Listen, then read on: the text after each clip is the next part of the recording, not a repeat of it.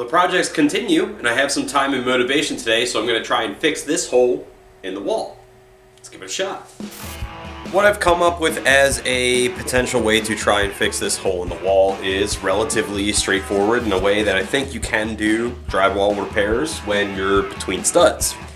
I'm going to cut some pieces of wood. Now these are just smaller scrap pieces of wood from another project. And I'm going to put them behind the wall to give me a base for somewhere to screw in my sheetrock patch. I don't know how well it's gonna go. It's probably a correct way to do it. I don't know if it's the best way, but got some wood, got some sheetrock, got drywall screws, so might as well give it a try.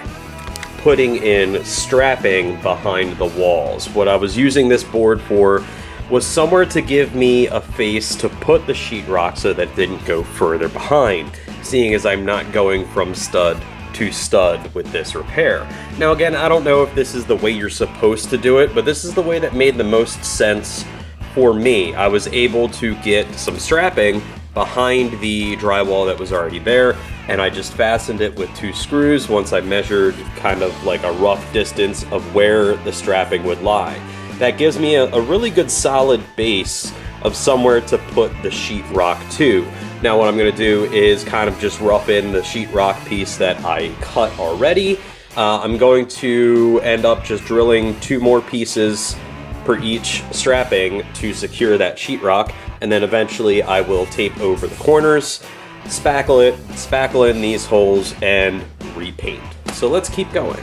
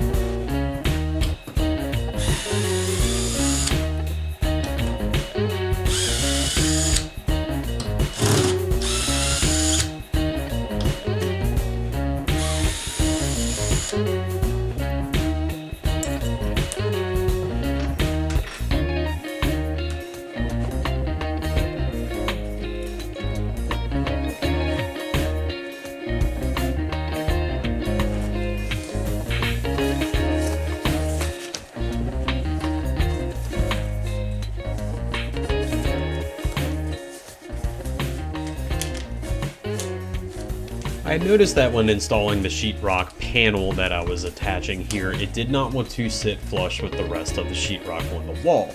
So what I figured I would do is make simple shims out of paper. The reason why I chose paper is because it would still, once folded, give me enough availability to adjust the wall so that it was a flush repair. The other reason why I chose paper was because it wouldn't add any extra stress onto the sheetrock. It'd be easy to drill through, and it would not add extra stress to where I was attaching the screw through the sheetrock and into the rear slats that are helped as the support, hopefully alleviating any possible stress cracks in the future.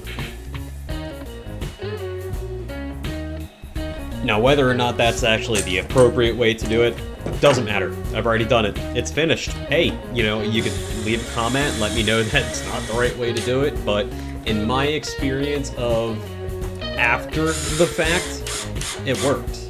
And it's not stupid if it works. It doesn't harm anything, it doesn't harm anybody. The screws were still tight once they actually got to the slats and was fully installed. Just needed a little bit of buffer and cushioning.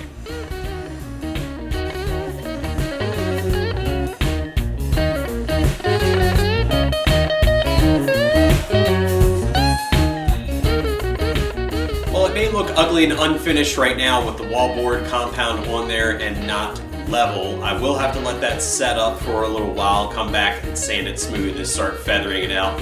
I'll probably have to go over that a couple times with the wallboard compound, but I do feel very accomplished.